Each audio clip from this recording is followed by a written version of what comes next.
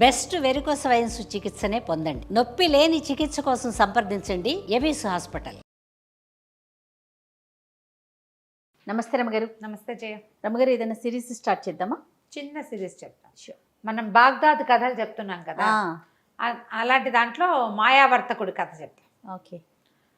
ఈ బాగ్దాద్ నగరంలో మారూఫ్ అని ఒక అబ్బాయి ఉండేవాడు.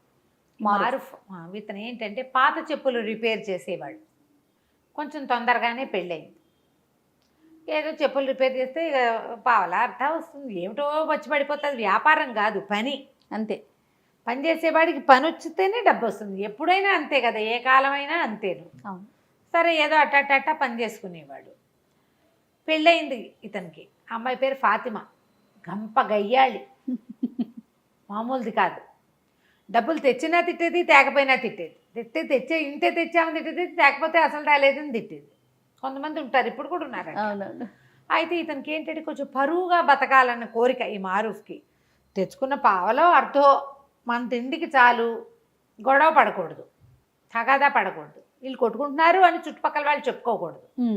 కానీ అలాంటి ఆశ ఏనాడు నెరవేరనిచ్చేది కాదు వాళ్ళ ఆవిడ, ఒప్పుకునేదే కాదు.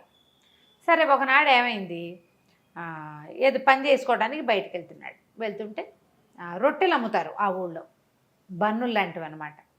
నువ్వు ఏం తెస్తావో ఏం తేవో నాకు తెలీదు, సాయంత్రం వచ్చేటప్పుడు బాగా తేనె పోయించి తీపి రొట్టె పట్టుకురా అని చెప్పింది. బన్నులో తేనె పోసిస్తారు. సరే అని వెళ్ళాడు. వాడి కర్మం ఏమిటో, పొద్దున్న నుంచి సాయంత్రం వరకు రూపాయి 10 పావలా కూడా రాలేదు. రూపాయి అనకూడదు, 10 పైసలు కూడా రాలేదు. ఎవరి వాకిట్లోనూ కూర్చుంటే వాళ్ళు ఏదో కాస్త మధ్యాహ్నం ఓ చపాతీ ఏదో ఇచ్చారు, అది తినేసాడు. పెళ్ళామేమి కట్టివ్వల. సాయంత్రం దాకా అయ్యింది, ఏమీ లేదు. చపాతీ తిన్నాడు కాబట్టి ఆగింది ప్రాణం. ఏం చేయాలో తెలియలే. ఇంటికి వచ్చే దారిలో ఆ రొట్టెల దుకాణం కనపడింది. ఆ దుకాణాన్ని చూసేసరికి వీడి కళ్ళల్లో నీళ్ళు రావటం మొదలుపెట్టి, ఇప్పుడు ఇంటికి వెళ్తే అది ఏం గోల్ చేస్తుందో, చుట్టుపక్కల వాళ్ళ పెళ్ళానికి రొట్టె కూడా కొనిపెట్టలేడంటే ఎంత పరువు తక్కువ అని కాస్త బికమహం వేసుకుని ఆ చెట్టు దగ్గర నుంచుంటే కంట్లో నుంచి నీళ్ళు వస్తున్నాయి వాడికి దుఃఖంతో. పరువుగా బతుకుదామంటే ఒక్కరోజు పరువైన రోజు లేదే బతుకులో. ఇలా చింతిస్తుంటే ఆ దుకాణం యజమాని ఏదో గిన్నెతో నీళ్ళు తీసుకొచ్చి చెట్టు దగ్గర పోయటానికి వచ్చి చూశాడు. ఎరా మారూఫ్, ఏంట్రా సంగతి అన్నాడు. అన్నాక ఏమరా అలా ఏడుపు మూతి పెట్టుకున్నావు అనేసరికల్లా, ఏం చేయనన్నా, ఒక్క పావలా గిట్టుబాటు కాలేదు ఇవాళ. మధ్యాహ్నం ఆ ఫలానా వాళ్ళు ఎవరో ఒక చపాతీ పెట్టారు, తిన్నాను. మా ఆవిడ ఇంట్లో ఏం చేస్తుందో నాకు తెలియదు, బాగా తేనె పోయించి రొట్టెదే మంది, పావలా అయినా వస్తే నీకు ఇచ్చి తీసుకుందును, 10 పైసలు కూడా రాలేదన్నా ఈ పూట. ఇంటికి వెళ్ళాక అది ఏం గోల్ చేస్తుందోనండి భయంతో ఇక్కడే నుంచున్నాను అనేసరికల్లా అన్నాడు, వాళ్ళకంతే రేపు ఇద్దుగాని లేరా అన్నాడు దుకాణం యజమాని. దాదా రొట్టెలు ఉన్నాయి లేరా, నేను ఇస్తాగా నీకో రొట్టె అని లోపల తీసుకుపోయి ఇతనికి తీర్చడానికి ఏదో ఇంత నలకంత పెట్టి ఇంత రొట్టె తీశాడు బన్ను. అయితే ఏమైంది, తేనె అయిపోయింది దుకాణంలో. తేనె అయిపోయింది. మేము పంచదార పాకం వేస్తున్నాను రా, మా దుకాణాలు అందరూ తినేస్తారు, ఎవరు ఏమనరు, మీ ఆవిడ కూడా పాకం పోసిస్తానని పల్చటి పంచదార పాకాన్ని ఆ రొట్టె నిండా పోసి ఆ పంచదార రొట్టె పుచ్చుకుని మారూఫ్ ఇంటికి వచ్చాడు. ఫాతిమా వాకిట్లో రెడీగా ఉంది. ఏం చేసుకొచ్చావు అని అరిచింది. తెచ్చానే రొట్టె అన్నాడు. ఆ రొట్టె తీసుకుంది ఆవిడ స్పీడ్గా. మొగుడు పొద్దునుంచి తిరిగి వచ్చాడు, వీడికి అన్నం సున్నం మంచినీళ్ళు కాళ్ళు కడుకోవడం ఏమీ లేవు. అది తీసుకోవడం అంటే అది ఓపెన్ చేయంగానే అరిచొచ్చినాడా, నువ్వు ఇంటి పిచ్చివి తెస్తావా అన్నది. అనేసరికి పిచ్చిదేంటి, మంచి రొట్టె, అక్కడ ఫలానా కొట్టు, నీకు తెలుసు కదా, మీ మేనమామకి తోడలుడు కొడుకు వాడిదే కొట్టన్నాడు. వాడు కొట్టయితే ఏంటి, నేను తేనె రొట్టె తెమ్మన్నాను, పంచదార పాకం పోసి తెచ్చావు అని మొదలుపెట్టింది. మీ నాన్న అంతే, మీ తాత అంతే, మీ ముత్తాత అంతే, మీ వంశమే అంతా ఇట్లా దిక్కుమాల సంబంధం చేశారు, ఎందుకు కొరగావు, తేనె రొట్టె తేలేవు పెళ్ళానికి అని తిట్టడం మొదలుపెట్టింది. అక్కడి నుంచి కాదు, వీళ్ళు ఇంట్లో చుట్టుపక్కల వాళ్ళంతా చేరారు. ఏమిటి అన్నారు. అన్నాక ఒకళ్ళిద్దరు అన్నారు, ఏమొచ్చిందే మాయరోగం, రెండు ఒకటే కదా, ఏం పెద్ద తేడా ఉంటుంది, ఆ తేనె అయితే ఏమిటి, పంచదార పాకం అయితే ఏంటంటే నాకు అక్కర్లేదని రొట్టె ముక్కలు చేసి అక్కడ పడేసింది అంతది. ఇక ఇంకా గొడవ ఆడుతూనే ఉంది. వాళ్ళు మామూలుగా గొడవలు మొదలయ్యేసరికి మనమే ఏం చేస్తాం, అమావాస్య నాడు అట్టేసావా, పున్నన్నాడు పాపేసావా అని అడుగుతుంటాం. ఎక్కడికో వెళ్తాం. మన పెళ్ళైన రోజున, మన పెళ్ళప్పుడు మీ అమ్మ, మీ నాన్న, మీ చెల్లి, మీ అక్క, నువ్వు ఇలాగే తెగ తిట్టిపోసేసి మొగుడిని ఒక ముట్టికాయ కొట్టింది. బతిమలాడాడు, బాగుంటుంది రొట్టె తినవే తినవే అంటే ఆహా. ఏం చేస్తాడు వీడు, పొద్దున ఎప్పుడో తిన్న చపాతి ఆవిడ వండుకు తినేసింది, సాయంకాలం స్వీట్ కోసం ఇది దెమ్మంది. ఓహో. ఇక అక్కడ కూర్చుని మెల్లిగా రొట్టె ముక్కలు 4 నోట వేసుకున్నాడు, అయిపోయి అక్కడి నుంచి తెగ తిట్టిందా. మొగుడు మళ్ళీ ఇంకో మొట్టికాయ కొట్టడానికి వచ్చింది, అతను ఒక తోపు తోసాడు. తోపు తోసేసరికి ఇంకేముంది మొగుడు నన్ను చంపేస్తున్నాడని కేకలు పెట్టింది. పెట్టేసరికి చుట్టుపక్కల వాళ్ళంతా మళ్ళీ చేరారు, ఆ అమ్మాయిని కేకలేశారు, వీడిని కేకలు. ఏం కొట్లాటాలు రా, ఇంత కొట్లాడుకుంటే ఎట్లా, ఈ పట్టు విడుపు లేదు మీకు అని కేకలేశారు. ఈ అమ్మాయి ఏం చేసింది, నేను సొంటి పట్టేసుకుంటా, ఆ పట్టేసుకుంటా, ఈ పట్టేసుకుంటా అని చెప్పింది. అసలు దానికి దెబ్బలే తగల్లా, తోసాడు అంతే. అదే 2 మొట్టికాయలు కొట్టింది, 2 మొట్టికాయలు చెప్పాం కదా. అక్కడి నుంచి ఏమైంది, తెల్లారేసరికల్లా పెళ్ళాం ఇంట్లో కనపడలేదు, ఏం చేస్తుందో అనుకున్నాడు. కొంచెం ఆవాడు ఆ పని ఈ పని చేసుకుని సామాన్లన్నీ సరి చేసుకుని మళ్ళీ చెప్పులు రిపేర్కి వెళ్ళాలి కదా. ఆ రిపేర్ సామాన్ల బ్యాగ్ సవరించుకుని వీడు బయటికి వెళ్ళబోతుంటే 2 సైనికులు వచ్చారు. ఈ సైనికులు అన్నారు, పద కాజీ గారు నిన్ను పిలుస్తున్నారు, మీ ఆవిడ నీ మీద రిపోర్టు తెచ్చిందన్నారు. వీళ్ళిద్దరూ ప్రభుత్వాధికారులు, ప్రభుత్వపు సైనికులు. వీళ్ళు మోసపోయారు అక్కడికి. కాజీ గారి దగ్గరికి వెళ్ళేసరికల్లా వాడు, ఎరా పాపిష్టివాడా, దేవుడిచ్చిన పెళ్ళాన్ని జాగ్రత్తగా చూసుకోవడం రాదు, దీన్ని చేయి విరకొట్టి పళ్ళరాలు కొడతావా అన్నాడు. వీడు నిర్ఘాంతపోయాడు, నేను చేయి విరకొట్టడం ఏమిటండి, నేనేమీ చేయలేదు అమ్మాయిని, నేను అసలు కొట్టలేదు, అదే నన్ను కొట్టింది, నేను తోసాను అంతే, వెనక్కి గోడకి జారబడింది, నేను ఒక్క దెబ్బ కూడా కొట్టలేదండి, నేను నిన్న జరిగిన కథ అంతా చెప్పాడు. ఆ అమ్మాయి చేతికి ఒక కట్టు కట్టుకుని ఇట్లా పెట్టుకునింది, మూతికి ఇక్కడ ఏదో ఎర్రగా ఉంది, రక్తం నేతులు వచ్చేలాగా కొట్టాడు, వీడంతా తేల్చమని కాజీ దగ్గరికి వచ్చింది. అక్కడి నుంచి ఆయన 4-5 ప్రశ్నలు వేశాడు. వీడన్నాడు, ఫలానా రోడ్డు మీద ఫలానా కొట్టువాడు ఉంటాడు, మా వాకిలు ఎదురుగుండానే ఉంటాడు, కావాలంటే వాడిని కేకేయమంటే వాడు ఆధారనే పోతున్నాడు.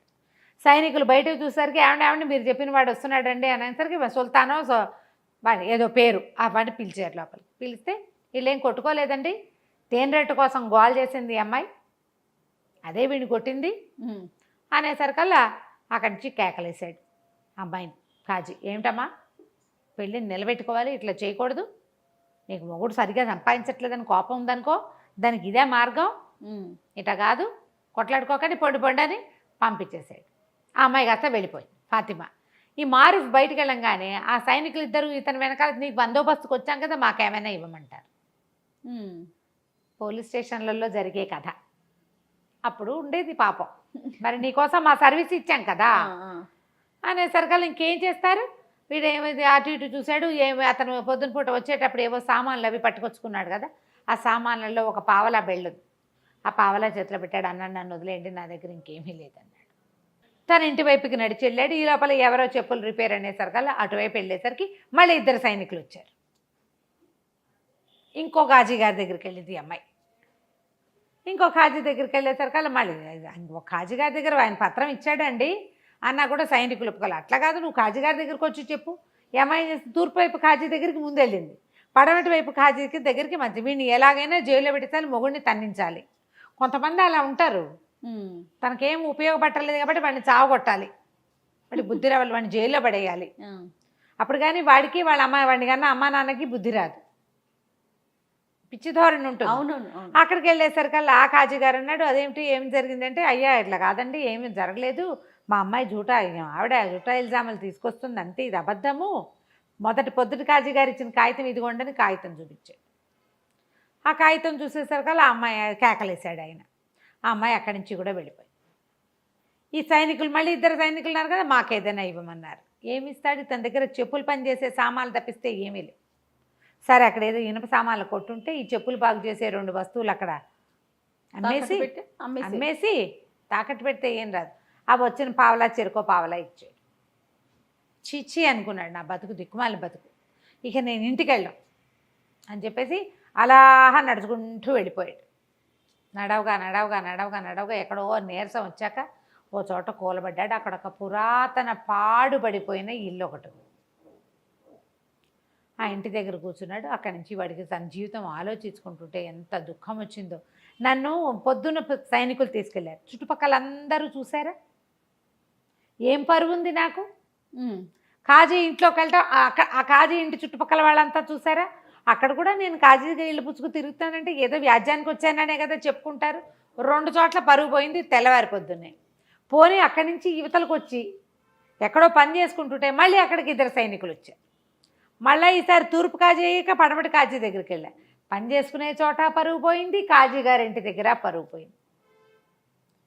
పరువుగా బతకడానికి అవకాశం ఇవ్వట్లేదే ప్రభువు మనకి, అలా అవకాశం ఇవ్వట్లేదని పెద్ద పెట్టున ఏడవటం మొదలుపెట్టాడు. ఏడుస్తుండేసరికల్లా ఒక భారీ కాయంతో ఉన్న ఒకడు వచ్చాడు. ఎవరినైనా ఎందుకునైనా ఏడుస్తున్నావు అంటే నేనేం చెప్పను, నువ్వెవరు అన్నాడు. నేను ఎప్పుడో 300 ఏళ్ల క్రితం చచ్చిపోయా.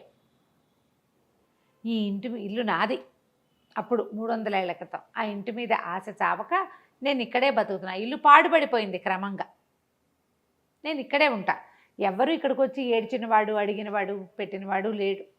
అంటే నీకు ఈ చెప్పుకుని ఏం ఇది ఉపయోగం, ఆరుస్తావా తీరుస్తావంటే ఆర్చగలను, తీర్చగలను, నీకేం కావాలో చెప్పు అంటే ఎక్కడికైనా సరే నేను హాయిగా బతకడానికి ఒక ప్రదేశం కావాలి, నాకు పరువుగా బతకాలి, నేను ఎక్కడికైనా తీసుకెళ్ళి అంటే నగరంలో దింపుతానన్నాడు. బాగ్దాద్ నగరం వద్దు, బాగ్దాద్ నగరంలో తూర్పున నా పరువు పోయింది, పడమట్న నా పరువు పోయింది, నేను బతకలేను అంటే ఆయన ఏమన్నాడు, సరే నా వీపు మీద కూర్చో, నిన్ను నేను తీసుకెళ్తానని చెప్పేసి తీసుకెళ్ళిపోయాడు. ఎక్కడికో తీసుకెళ్ళి ఒక ఊళ్ళో వదిలిపెట్టాడు. తెల్లవారేసరికి అక్కడ ప్రత్యక్షం అయిపోయాడు. రాత్రి ఎక్కాడు, తెల్లారేసరికి ప్రత్యక్షం అయిపోయాడు. ఆ భూతం కాస్త వెళ్ళిపోయింది అవతలకి. వీడు ఆ నగరంలో చూస్తే వాళ్ళు ఎవ్వరూ మనలాంటి బట్టల వాళ్ళు కాదు, మనలాంటి వ్యవహారం కాదు, అదేదో వేరే ప్లేస్. సరే వీడు నడవటం మొదలుపెట్టాడు. వారా వీరా అందరూ అడుగుతున్నారు, ఏ ఊరు, నువ్వేం వ్యాపారం చేస్తావు, నీకేమొచ్చు, నీకేం చేస్తావు, అది ఇది, మీదే ఊరు అంటే ఇతను ఏం చెప్పాడు, బాగ్దాద్ అని చెప్పాడు. బాగ్దాద్ నుంచి ఎప్పుడు బయలుదేరావు అని అడిగారు. అడిగితే నిన్న రాత్రే అన్నాడు. అనగానే పక్క నవ్వారు. ఏమిటి బాగ్దాద్ ఇక్కడికి ఎంత దూరమో తెలుసా, బళ్ళ మీద వచ్చినా ఏడాది పడుతుంది. ఇక్కడి నుంచి వ్యాపారానికి వెళ్ళే వాళ్ళు ఉంటారు, సంవత్సరం పడుతుంది అక్కడికి వెళ్ళటానికి. రాత్రికి రాత్రే ఎలా వస్తావు, మతిగాని పోయిందా నీకు, పిచ్చివాడని అందరు నవ్వుతున్నారు. అయితే ఆ సమయంలో ఒక ఆయన అక్కడికి వచ్చాడు, ఒక వ్యాపారస్తుడు. చూసి ఎవరు ఏమిటి అని అడిగి మిగిలిన వాళ్ళందరినీ కేకలేసాడు. ఏంటి పై ఊరు నుంచి ఎవడో వస్తే ఆయన ఏం నిద్ర సరిగ్గా లేదో, అందుకని ఏదో తీర్పుమరుపుగా చెప్తున్నాడు, నేను మాట్లాడతాను, మీరంతా పొండి అని అందరినీ కేకలేసి అతన్ని తీసుకొచ్చాడు. తనతో పాటు ఓ సావడి లాంటి చోట కూర్చోబెట్టాడు. ఆ చావట్లో భోజనశాల ఒకటి ఉంది వెనకాల. వాళ్ళని కేకేస్తే వాళ్ళు వేడి తేనీరు 2 రొట్టెలు పట్టుకొచ్చారు. చేరుకో 2 రొట్టెలు తిన్నారు, టీ తాగారు. టీ తాగాక అతను అడిగాడు, ఏ ఊరు మీది, ఎవరు ఏమిటి అంటే బాగ్దాద్ నగరం, ఇట్లా పరుగు పోయిందని నేను ఊరు నగరపు చివరిలో శివార్లలో ఉన్న ఒక పాత ఇంట్లో పడుకుని ఏడుస్తుంటే ఓ భూతం నన్ను ఇక్కడ దింపిందంటే ఆయన ఆశ్చర్యపోయాడు. అవునా అనేసి బాగ్దాద్ నగరంలో మీది ఏ ఊరు, ఏ ప్లేసు అన్నాడు. ఎర్రవీధి అంటారు దాన్ని, లాల్ బజార్ అనమాట. ఎర్రవీధి అండి అంటే ఆ ఎర్రవీధిలో ఎన్నో ఇల్లు మీద అన్నాడు, ఫలానా ఇల్లు అన్నాడు. అక్కడక అత్తర్ సాహిబ్ ఒక ఆయన ఉండాలి కదా, అత్తర్ల వ్యాపారం చేసేవాడు ఆయన ఉన్నాడా అన్నాడు. ఉన్నాడు. ఎంతమంది పిల్లలు, ఆయనకు 3 కొడుకులు, ఏం చేస్తున్నారు అన్నాడు. పెద్ద అతనేమో మదరసాలో టీచరు, రెండో అతను దర్జీ, మూడో వాడు చిన్నప్పుడే లేచకపోయాడు, చిన్నప్పుడే వెళ్ళిపోయాడు. నా వయసు వాడే, కాస్త 1-2 ఏళ్ళు పెద్దవాడు. మేమిద్దరం చిన్నప్పుడు కలిసి ఆడుకునే వాళ్ళం. వాళ్ళ ఇంట్లో నుంచి అత్తర్ సీసాలు తెచ్చి ఇచ్చేవాడు మా ఇంటికి. మా ఇంట్లో వాడిచ్చిన అత్తర్ సీసా ఇంకా నా దగ్గర ఉంది. వాడు చాలా మంచివాడు, నా చిన్నప్పటి స్నేహితుడు. అంటే వాడు బాగా నడిచాడు ఆ వ్యాపారస్తుడు. నేనేరా నాయన ఆలీ వాడి పేరు, నేనే ఆలీని. నేను చాలా కష్టాలు పడ్డాను. మా చిన్నప్పుడు వాళ్ళ నాన్న కొడితే ఇంట్లో నుంచి లేచక్కపోయాడు. ఆ లేచక్కపోయిన వాడు అలా తిరుగుతూ ఈ నగరానికి చేరి ఇక్కడ ఉండిపోయాను, ఇక్కడ స్థిరపడ్డాను, వ్యాపారం చేసుకుంటున్నాను, నువ్వు ఒక పంచి. ఇక్కడ ఏంటంటే ఇదంతా వ్యాపారస్తుల కోడళ్ళు ఇవి, ఇక్కడంతా వ్యాపారస్తుల పేరు గొప్పే నడుస్తుంది. నేను నీకు ఒక కంచరగాడిదని ఇస్తా, డబ్బులు ఇస్తా, వ్యాపారస్తుడు అన్న సినిమా ఇవ్వాలి వీళ్ళకి. నువ్వు ఎవరేది అడిగినా సరే మా దగ్గర ఉన్నాయి, బిడార్లో వస్తుందని చెప్పు, దానం చేయి ప్రతి వాళ్ళకి, సరేనా అన్నాడు. సరే అన్నాడు. వీడు చక్కగా ఆ పంచలో పడుకుని నిద్రపోతే తెల్లవారేసరికలా ఆ ఆలీ ఏం చేశాడు, ఓ 1000 దినారాలు ఒక కంచరగాడిదని పంపించాడు. ఇతను ఏం చేశాడు, డబ్బులతోటి చక్కగా అక్కడ బజార్లో బట్టలు కొనుక్కుని చక్కటి బట్టలు వేసుకుని, కుర్రాడు కదా ఇతను, బాగున్నాడు, స్ట్రాంగ్గా ఉన్నాడు. అక్కడి నుంచి 1000 దినారాల సంచులు వేసుకుని కంచరగాడిదెక్కి వ్యాపారస్తుల కూడళ్లలోకి వచ్చాడు. చక్కగా దగదగామానంగా మంచి బట్టలు వేసుకుని ఉన్నవాడిని చూసేసరికల్లా ఎవరు అక్కడ ఏంటంటే ఇలా కొత్తగా పై ఊళ్ళ నుంచి వచ్చిన వాళ్ళ వేషం తెలిసిపోతుంది, మొహం భాష కూడా. మీ దగ్గర ఏమున్నాయి వస్తువులు అని, వస్తువులు కొనుక్కోవటం కోసం అనమాట. మీ దగ్గర ఏమున్నాయి, అవి ఉన్నాయా, ఇవి ఉన్నాయా, మీకు పట్టు వస్త్రాలు ఉన్నాయా, మీ దగ్గర సుగంధ ద్రవ్యాలు ఉన్నాయా, అక్కడి నుంచి ఏమో ఇవి ఉంటాయి కదా మన మిరియాలు, అవి స్పైసెస్ అవి ఉన్నాయా, ఇవి ఉన్నాయి అంటే ఓహో బేళ్ళు ఉన్నాయి, కొల్లలు ఉన్నాయి నా దగ్గర, అవి ఉన్నాయి నా దగ్గర, ఇవి ఉన్నాయని చెప్పాడు. వాళ్ళు ఏది అడిగితే అది ఉందంటాడు. అక్కడి నుంచి ఒక ముష్టివాడు ఎవడో వస్తే ఇట్లా బ్యాగులో చేయి పెట్టి ఒక గుప్పెడు డబ్బులు తీసి ఇచ్చాడు. వీళ్ళు ఆశ్చర్యపోయి వీడు తుంపదేగా భలే ఇస్తున్నాడే అని ఆశ్చర్యపోయారు. అక్కడి నుంచి మసీదు వేళ అయింది, మధ్యాహ్నం ప్రార్థన ఒక సమయం అవుతుంది కదా. ప్రార్థనా సమయంలో ఏం చేశారు, అందరూ ప్రార్థనకు రండి హుజూర్ మీరు కూడా అని ఈయన కూడా తీసుకుపోయారు. లోపలికి వెళ్ళి ప్రార్థన చేసిన తర్వాత ఈ సంచిలో చేయి పెడతాడు, ఓ గుప్పెడిటు ఓ గుప్పెడిటు ఓ గుప్పెడిటు ఓ గుప్పెడిటు చెప్పని దానం చేసేస్తున్నాడు. ఆశ్చర్యపోయారు. సరే భోజనశాలకు తీసుకుపోయారు. ఇవాళ భోజనం నా ఖర్చు అని అందరికీ భోజనం 100 దీనారాలు పెట్టి భోజనం పెట్టి చేశాడు. చాలా ఆశ్చర్యపోయారు. ఆశ్చర్యపోయి ఎప్పుడు వస్తుంది మీ బిడారు ఏమిటంటే, వస్తుంది, నేను ముందు వచ్చేసాను, చాలా సామాన్లు ఉన్నాయి, 500కి పైగా గాడిదలు, అవన్నీ రావాలి. బిడారు వచ్చాక మీకు ఎవరికి ఏది అంటే వ్యాపారస్తులు బిడారంటే రావాలి కదా, ఒక సమూహంగా కొన్ని వందల బళ్ళు కలిసి వస్తాయి. నేను తొందరగా వచ్చేసాను, అవన్నీ ఏర్పరిచి నేను వచ్చేసాను అన్నాడు. అక్కడి నుంచి దానం అన్నాయి. ఇక్కడ చాలామంది ఉన్నారు బిచ్చగలు. ఈ లోపల ఒక ముసలి బిచ్చగత్తకి దానం చేస్తే ఆ బిచ్చగిత్త పోయి ఎవరికో చెప్పింది. ఓ 25 మంది వచ్చారు. వాళ్ళందరినీ చూస్తారు కదా, అయ్యయ్యో సమయానికి డబ్బులు లేవే, నేను బిడార్లో ఉండిపోయిందంతా, నేను 1000-1200 తెచ్చాను అంతే అనగానే వ్యాపారస్తులను దాందేముందండి మీకు కావాలంటే అప్పు పెడతాం మేము అని చెప్పేసి తలా ఒక 1000 దీనారాలు అప్పిచ్చారు. ఓహో, ఈయనకి బిడార్ వస్తుంది కదా, ఆ బిడార్లో సరుకు వచ్చినప్పుడు తీసుకుంటాము. ఇక అక్కడి నుంచి దానాలు చేసేయటం మొదలుపెట్టాడు విపరీతంగా. ఎవరేవిస్తే డబ్బు ఇచ్చారంటే ఎవరో ఒకళ్ళకి ముష్టి వాళ్ళకి ఇచ్చేస్తాడు. ప్రజలు వీళ్ళంతా ఆశ్చర్యపోతున్నారు. క్రమంగా రోజులు గడిచే కొద్దికి ఆ బిడార్ వచ్చే జాడలేదు, వీడికేమో అప్పు పెరిగిపోతుంది. డబ్బులు అయిపోయినా ఇవ్వండి అంటాడు. వాడికి పరువుగా ఉండాలి, వాడి కోరిక అది. పరువు అంటే దాన ధర్మాలు అలాంటివి చేస్తూ ఉండాలి. బా ఎంత గొప్ప అనుకోవాలి, తన సొమ్ము కాదు మళ్ళీ. అలాగే చేశాడు. చేయగా రోజులు గడిచేసరికి వ్యాపారస్తులకు భయం పట్టుకుంది. 60,000 దినారాలు అప్పు పడ్డాడు వాడు. వాడు మాత్రం హుందాగానే ఉన్నాడు, హుందాతనానికి ఏమీ లోట్లేదు. అది వచ్చాక ఇస్తాను అంటాడు. అయితే అందరూ అలీకి చెప్పారు, నువ్వు నీ పరిచయస్తుడని చెప్పావు, నీ పరిచయస్తుడన్నావు, మరి ఇతనేమో ఇట్లా అప్పులు పెట్టేసేసాడు అనేసరికల్ అతను పరిగెత్తుకుంటూ వచ్చాడు. అలీ, ఊరి నీ దానాలు మండ, నీ గొప్ప పాడుగాను ఇట్లా చేసావేమిట్రా నాయనా, ఈ అప్పంతా ఎట్లా తీరుస్తావు, ఇంత అప్పు ఎట్లా కుదురుతుంది, ఇది చాలా పొరపాటు, ఏదో ఒకటి చేసి తప్పించుకో ఇక్కడి నుంచి. ఇప్పుడు అలీ చెప్పలేడు, ఎందుకంటే ఇతను చాలా గొప్పవాడని, తను చాలా అద్భుతమైన వ్యక్తి అని మొదట్లో వాళ్ళందరికీ చెప్పాడు ఇతను. అతని భరోసా మీద వీళ్ళు అప్పిచ్చారు. ఇప్పుడు భరోసా పోయింది, వీడి గొప్పతనం అవుతుందో లేదో తెలీదు. దాంతో చాలా భయం పట్టుకుంది వీడికి. అలీకి చెప్తే సరే ఇతనేమన్నాడు, ఏం పర్వాలేదు, ఏదైతే అదవుతుందో చూసుకుందామన్నాడు. ఏం చేశాడో చూద్దాం మనం మళ్ళీ. ఓకే, కానీ వాడి ధైర్యానికి చూడండి. కొంతమంది ఉంటారు కదా రమ్మగారు, అసలు ఆలోచించారు. అదే మరి. రైట్, నెక్స్ట్ ఎపిసోడ్ చూద్దాం మరి. అలాగే, నమస్తే అండి. నమస్తే. రమ్మగారు, మనం మాయావర్తకుడు ఈ సిరీస్ చెప్పుకుంటున్నాం కదా, నెక్స్ట్ భాగంలోకి వెళ్దామా? 2వ భాగం. మారూఫ్ బోళ్ళని అప్పులు చేసేసుకున్నాడు.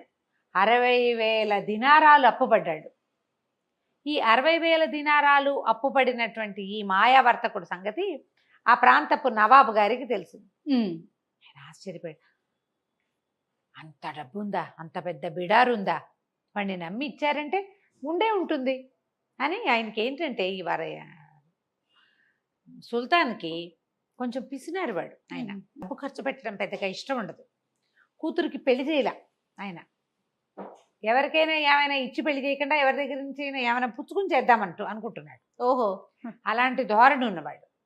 అయితే ఆయన తన వజీర్ని అడిగాడు, వాడెవడో అంత బ్రహ్మాండ నాయకుడు ఒకడు ఊళ్ళోకి వస్తే వాడిని మనకు పరిచయం చేయొద్దు, వాడి దగ్గర చాలా సంపద ఉంటే మన పిల్లని ఇచ్చి పెళ్లి చేద్దాం అన్నాడు. అనగానే వజీర్ నిర్ఘాంతపోయాడు. అదేమిటి, అప్పు పెడుతున్న వాడికి, అప్పులు పుట్టించుకుంటున్న వాడికి ఇచ్చే పెళ్లి చేస్తారు పిల్లని, చూద్దాం అనుకున్నాడు. అన్నీ వాకప్ చేశాడు. మరి పిల్ల పెళ్లి సంబంధం అంటే వాకప్ చేసుకోవద్దు. వాకప్ చేసిన తర్వాత ఏమన్నాడు, వాడి బిడారు దరిదాపుల్లో లేదు, వాడిని గుర్తుపట్టిన వాడు ఆ అలీ అన్నవాడు. మొదట వీళ్ళ నాన్న ఫలానాది, వీళ్ళు చాలా గొప్పవాళ్ళు అని చెప్పాడు. వాడికి కూడా వీడు బాకీ పడ్డాడు. ఆ అలీకి కూడా బాకీ పడ్డాడు. ఊళ్ళో వర్తకులందరూ ఎలాగో వీడి దగ్గర నుంచి సరుకుల్లో సామాన్లో తీసుకోవచ్చు అన్న ఉద్దేశంతో అప్పులు పెట్టారు. 60,000 దినారాల అప్పు ఉంది. అంత అప్పుల్లో ఉన్నవాడికి పిల్లనెట్టా ఇస్తామండి? అట పనికిరాదన్నాడు. ఎట్లా ఇస్తాం? అవును కదా. అనగానే రాజు కొళ్ళు వండిపోయింది ఆ సుల్తాన్కి. ఊరి దుర్మార్గుడా, ఇదివరకు ఎప్పుడో మా పిల్లని అడిగావు నువ్వు పెళ్ళికి, వజీర్కి ఏమి ఇస్తామని నేను వద్దన్నాను, నువ్వు ఊరుకుని ఇంకో పెళ్లి చేసుకున్నావు. కానీ అది మనసులో పెట్టుకుని మా అమ్మాయికి గొప్ప వర్తకుణ్ణి ఇచ్చి పెళ్లి చేసే అవకాశాన్ని నువ్వు చెడగొడుతున్నావు, వెళ్ళిపోవు నా కళ్ళ ముందు నుంచి అన్నాడు. అనగానే వజీర్ నాలుగు ఖర్చుకుని మీ ఇష్టం అండి, మాట్లాడి పెట్టమంటే మాట్లాడతా. సరే అక్కడి నుంచి వజీర్ ఇంకేం చేస్తాడు, వజీర్ ఉద్యోగం ఊడిపోయేలాగా ఉంది. అంతేగా. విడిపోయి మారూఫ్ దగ్గరికి వెళ్ళాడు వజీర్. వెళ్ళి రండి రాజుగారి మన సుల్తాన్ని కలుద్దురు కానీ అని చెప్పేసి సుల్తాన్ దగ్గరికి కల్పించాడు. కల్పించిన తర్వాత సుల్తాన్ గారికి ఒక అమ్మాయి ఉంది, మరి కొంచెం అటు ఇటుగా మీకు దగ్గర వయసు అమ్మాయి, వివాహం చేసుకుంటారా అన్నాడు. అమ్మ అంటే ఆవిడకో 25 ఏళ్ళు పైన ఉన్నాయి, ఎప్పుడో చేయాలి పెళ్ళి, ఈయన డబ్బున్న పెళ్లి కొడుకు కోసం చూస్తున్నాడు. ఇతను అన్నాడు పెళ్ళి ఎక్కడ చేసుకుంటానండి, నేను పెళ్ళికి వెళ్ళి ఇప్పుడు చేసుకోలేను, నా బిడారు వచ్చాకే ఏమైనాను, పెళ్ళంటే మాట్లాడి ఎంత దానం ధర్మం చేసుకోవాలి, జీవితకాలం ఉండవలసింది, మంచి కొడుకులు పుట్టద్దు నాకు, పుట్టాలంటే ఏం చేయాలి, దాన ధర్మాలు చేయాలి, పెళ్లికి సహాయం చేసిన వాళ్ళందరికీ బట్టలు పెట్టాలి, పాతలు పెట్టాలి, బోడను చూడాలి, తిళ్ళు తిప్పలు, ఇల్లు వాకిళ్ళు ఎన్ని ఏర్పరచాలి, మళ్ళీ నేను పెళ్లి కూతురికి నేను పెట్టుకోవాల్సిన కట్నం ఎలాగో ఉంది, వజ్రాలు వైఢూర్యాలు నా దగ్గర మరకత మణులు ఉన్నాయి, అవన్నీ పెట్టుకోవద్దు, ఏమీ లేకుండా ఎట్లా చేస్తే నాకు అసలు పుట్టేటప్పు ఉంది, బిడారు వచ్చాకండి అన్నాడు.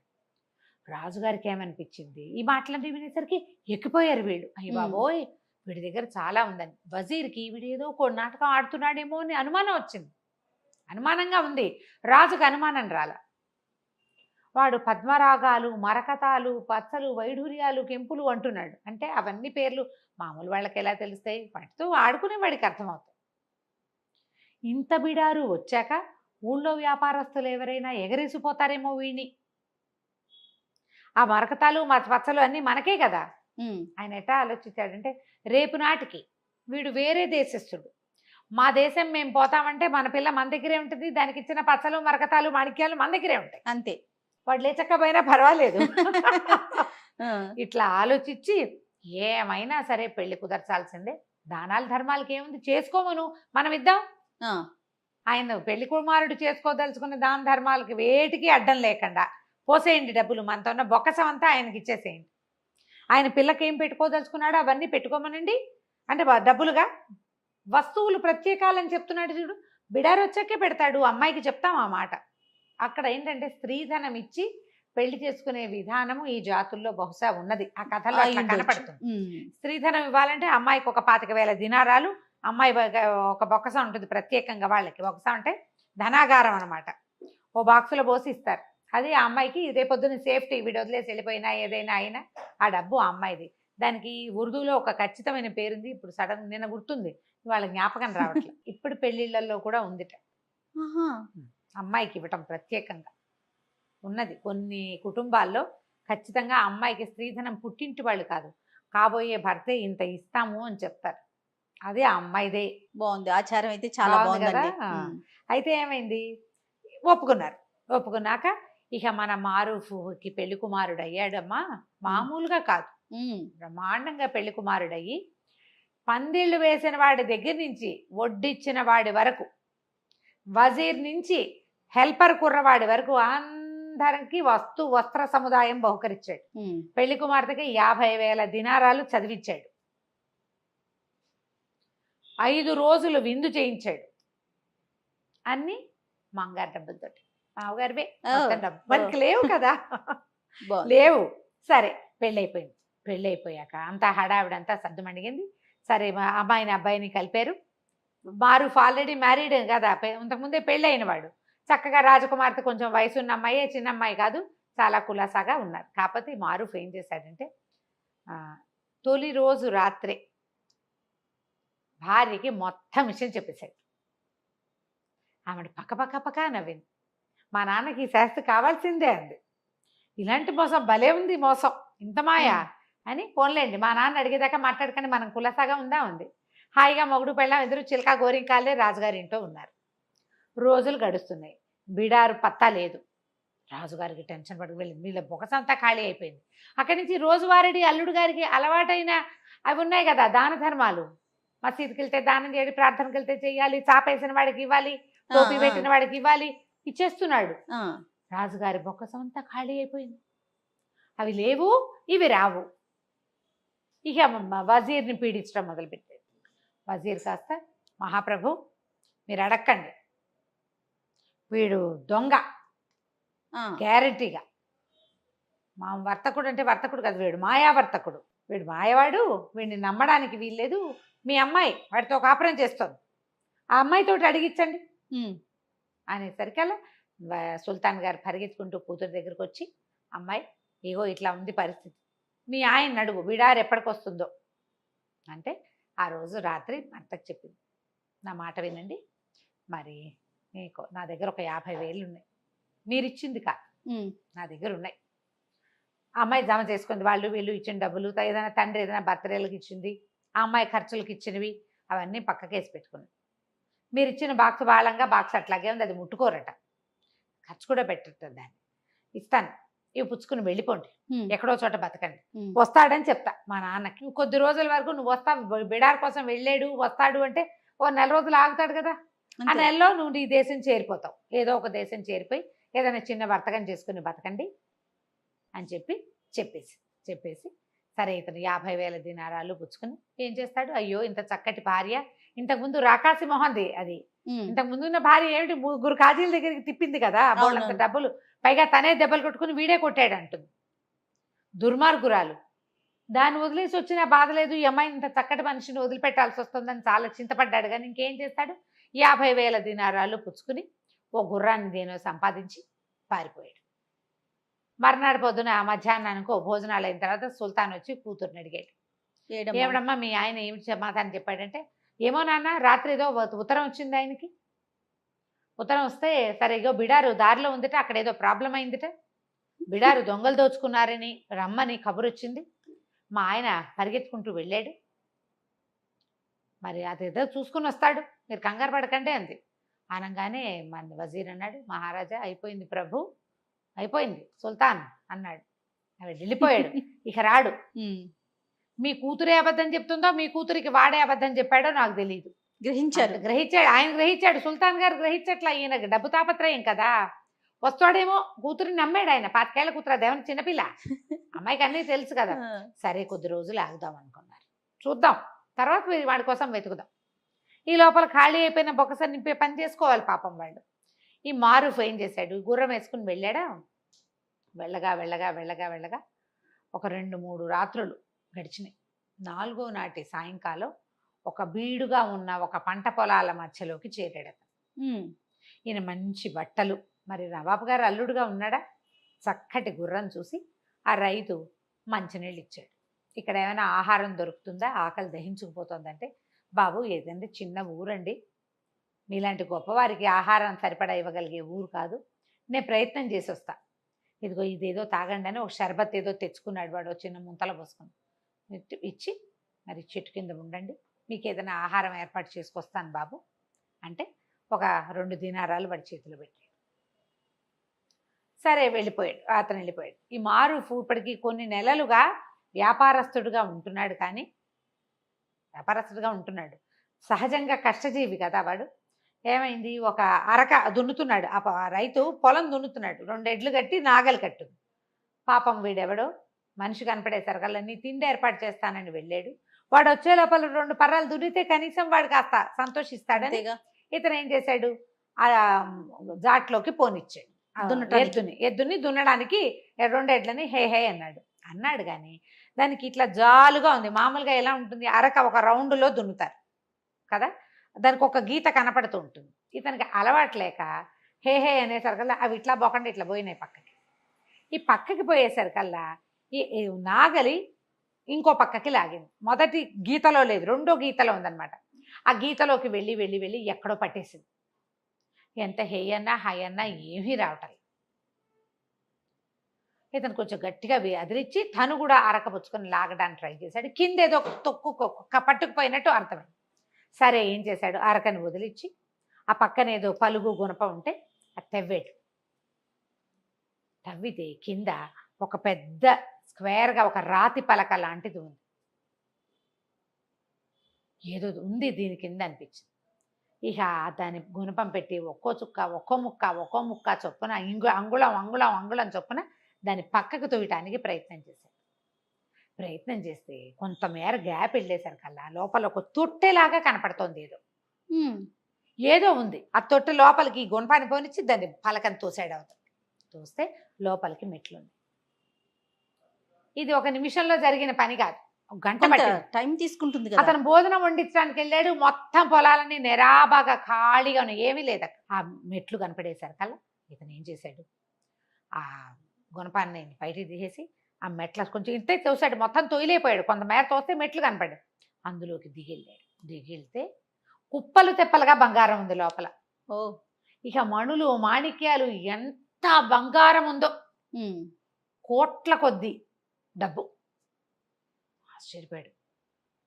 ఎంత అదృష్టం అది కదా. సరే ఏం చేశాడు, పైకి వచ్చేసి ఆ పల్లని యథాతథంగా మళ్ళీ మెల్లిగా ఎంత తోసాడు, తను పట్టడానికి కింద మేర తోసాడు. ఒక మూరన్నర మూరం బాతిగా తోసాడు.